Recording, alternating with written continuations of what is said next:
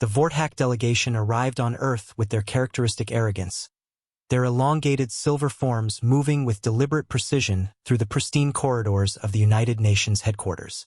Ambassador Kethral, their leader, towered over the human representatives, his forearms gesturing dismissively as he spoke through the universal translator. "Your species intrigues us," he announced to the assembled diplomats, his voice carrying the metallic undertone typical of his race.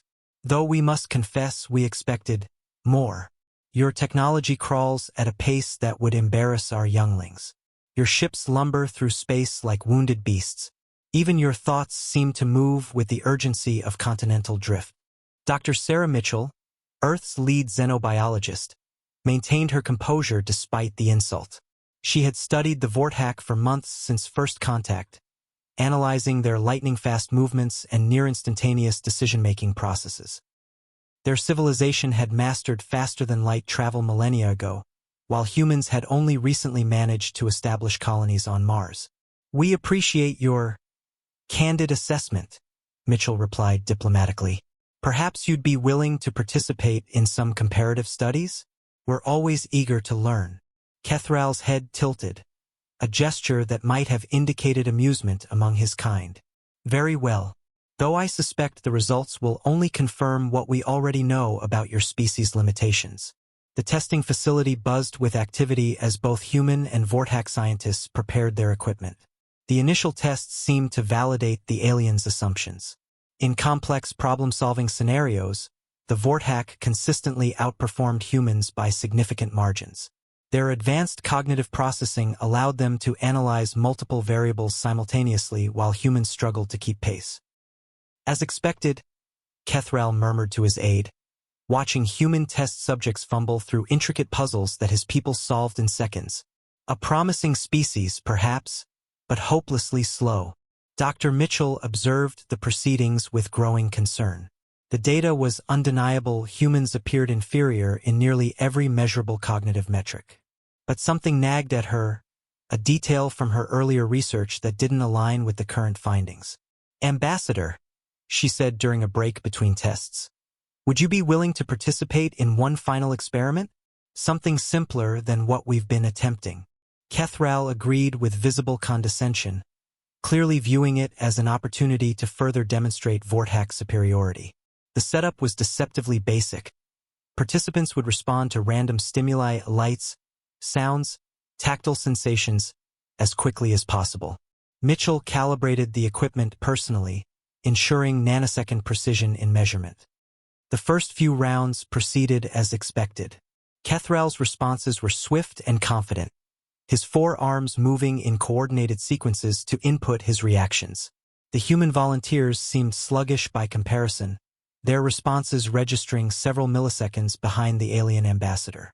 Then Mitchell introduced an unexpected variable. Without warning, she triggered an emergency alarm, a piercing siren that filled the laboratory. In that instant, every measurement changed dramatically. The humans reacted with explosive speed.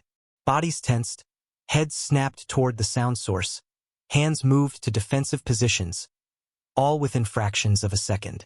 Their reaction times plummeted to levels that made their previous performance seem leisurely.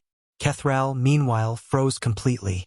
For nearly 2 full seconds, the Vortak ambassador remained motionless, his sophisticated brain apparently struggling to process the unexpected stimulus.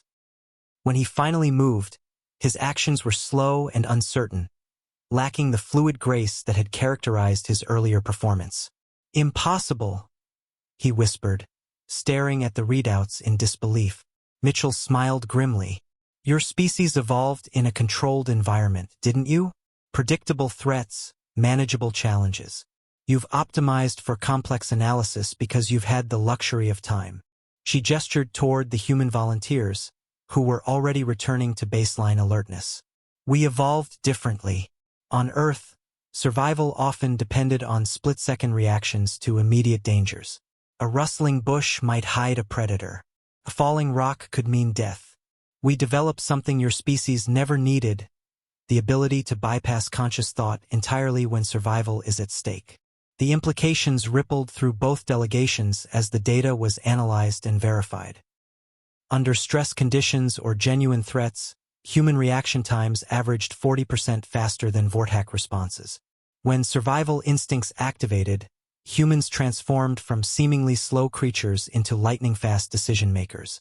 Kethral studied the final reports in silence, his earlier arrogance replaced by something approaching respect.